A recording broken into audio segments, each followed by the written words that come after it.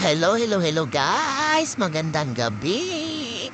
Ayan na naman ang inday nyo, mag-iingay na naman.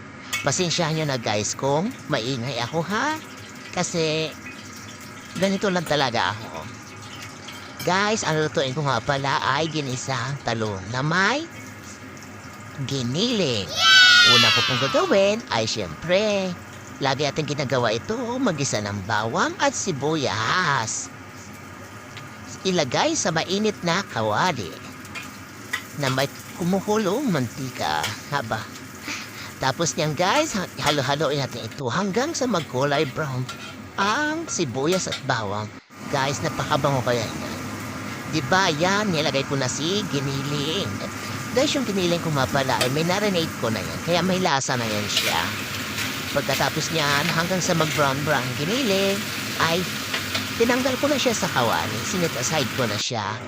At nagisa ulit ako ng, ito yung talong. Ginisa ko siya sa bawang. Ayan ang resulta guys, na maluto na. Diba? Ang sarap po. Ayan. At isa pa, nag-init usta po ng kawali. Nilagyan ko ng mantika. At naglagay ako ng bawang dyan. Pagkatapos niyan, yan, nagdali ako ng bawang, dinikdik ko yung bawang, at hanggang sa mag-brown-brown ito, at inilagay ko na rin yung ating hipon na tinanggalan ng mga bungot-bungot. Ayan, guys.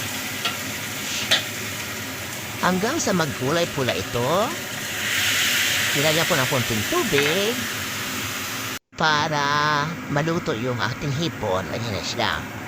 Nilagyan ko na rin ng ketchup.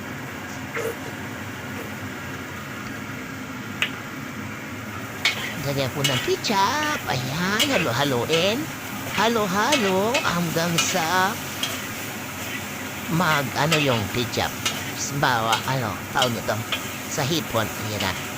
Halo-haluin hanggang sa matuyo-tuyo. Di ba guys? Ganyan lang naman guys. Napakasimple lang talaga ng luto dito guys sa Hong Kong.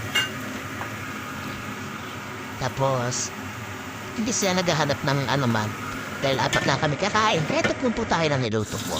Yan, tinakpan ko na guys. Ayan po ang resulta. Di ba? Ayan. At saka, nagisa nga pala ako dyan ng ayan, gulay, ayan po yung ayan po yung gulay ko. Ginisa ko na po yung sa bawang. Thank you guys!